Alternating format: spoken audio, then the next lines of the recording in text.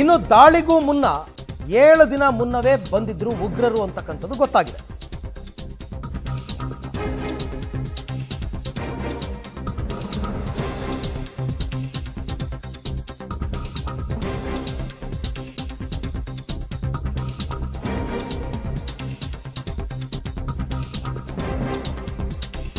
ಅಂದರೆ ದಾಳಿ ದಿನಕ್ಕೂ ಮುನ್ನವೇ ಅವರೆಲ್ಲ ಉಗ್ರರು ಅಲ್ಲಿಗೆ ಬಂದಿದ್ರು. ಅವರಿಗೆ ಆಯ್ಕೆಗಳಿತ್ತು.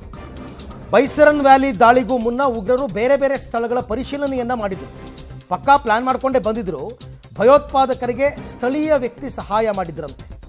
ವಿಚಾರಣೆಯಲ್ಲಿ ಹೇಳಿರುವ ಉಗ್ರರಿಗೆ ಸಹಾಯ ಮಾಡಿದ ವ್ಯಕ್ತಿ ಅಂದರೆ ಆ ಸ್ಥಳೀಯನನ್ನ NIA ಅವರು ವಿಚಾರಣೆ ಮಾಡಿದಾಗ ಈ ವಿಚಾರ ಗೊತ್ತಾಗಿರ್ತಕ್ಕಂಥದ್ದು. ಈತ ಸಹಾಯ ಮಾಡಿದಾನೆ ಭಯೋತ್ಪಾದಕರಿಗೆ. ನಾವು ಪದೇ ಪದೇ ಎವ್ರಿ ಡೇ ಹೇಳ್ತಾ ಇದ್ದೀವಿ, ಸ್ಥಳೀಯರ ಸಹಾಯ ಇಲ್ಲದೆ ಈ ದಾಳಿಯನ್ನು ನಡೆಸೋದಕ್ಕೆ ಸಾಧ್ಯ ಆಗ್ತಿರ್ಲಿಲ್ಲ ಉಗ್ರರಿಗೆ. ಈಗ ಅಲ್ಲಿ ಅನುಮಾನ ಬಂದು ಕೆಲವ್ರನ್ನ ವಿಚಾರಣೆ ಮಾಡಿದಾಗ NIA ಅವರಿಗೆ ಈ ಅಂಶಗಳು ಗೊತ್ತಾಗ್ತಾ ಇದೆ. 4 ಬೇರೆ ಬೇರೆ ಪ್ಲೇಸ್ಗಳನ್ನ ಅವರು ಟಾರ್ಗೆಟ್ ಮಾಡಿದ್ರಂತೆ. ಒಂದು ಪೆಹಲ್ಗಾಮ್ನ ಬೈಸರನ್ ವ್ಯಾಲಿ, ಈಗ ಎಲ್ಲಿ ಅವರು ಅಟ್ಯಾಕ್ ಮಾಡಿದ್ರು ಅದೇ ಜಾಗ. ಅದು ಬಿಟ್ಟರೆ ಎರಡನೇದು ಅರು ವ್ಯಾಲಿ ಅಂತ ಬರುತ್ತೆ. ಆ ಅರು ವ್ಯಾಲಿಯಲ್ಲೂ ಕೂಡ ಅವರು ಬಂದು ಚೆಕ್ ಮಾಡಿದ್ದಾರೆ. ಇಲ್ಲಿ ಅಟ್ಯಾಕ್ ಮಾಡ್ಬೋದಾ, ಇಲ್ಲಿ ಅಟ್ಯಾಕ್ ಮಾಡಿದ್ರೆ ಜಾಸ್ತಿ ಜನ ಸಾಯ್ತಾರಾ, ಇಲ್ಲಿ ಭದ್ರತೆ ಹೇಗಿದೆ.